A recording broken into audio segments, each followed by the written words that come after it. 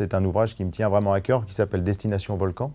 C'est mon expérience de géologue volcanologue et de guide sur les volcans de la planète, les volcans actifs de la planète, mais avec une vision qui est une vision qui est celle qui m'a fait rêver quand j'étais gamin, c'est-à-dire celle de Tazieff ou des Kraft, qui faisaient toujours des livres sur les volcans, non centrés uniquement sur l'activité volcanique, c'est-à-dire les explosions, mais à travers la découverte des pays, à travers la découverte des environnements. Et donc ce livre est organisé comme une découverte graduelle, c'est-à-dire qu'on commence par les paysages volcaniques, ce qu'on aborde, c'est-à-dire la première rencontre, toujours avec un guide local ou un volcanologue local, tel que je le fais quand j'emmène des gens sur les volcans.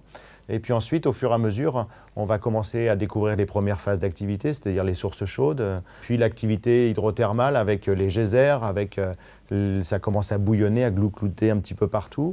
Et puis on va commencer à monter, donc on va aborder la montagne, donc toujours les guides, les cultures locales, les environnements, les croyances également de tout ce qui se passe.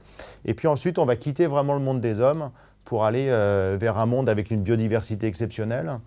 C'est des environnements qui sont des environnements peu fréquentés par les gens parce qu'il y a toujours ce danger.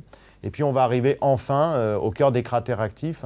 Là, on va mettre les masques à gaz, on va mettre les casques, et puis on finit l'ouvrage on est vraiment plongé au grand angle dans la bouche de Vulcain ou dans l'antre de Vulcain pour aller découvrir ce que c'est que l'activité volcanique.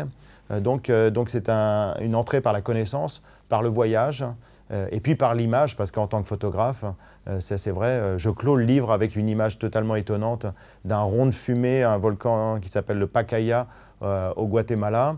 On a vraiment l'impression de voir un volcan qui fume la pipe.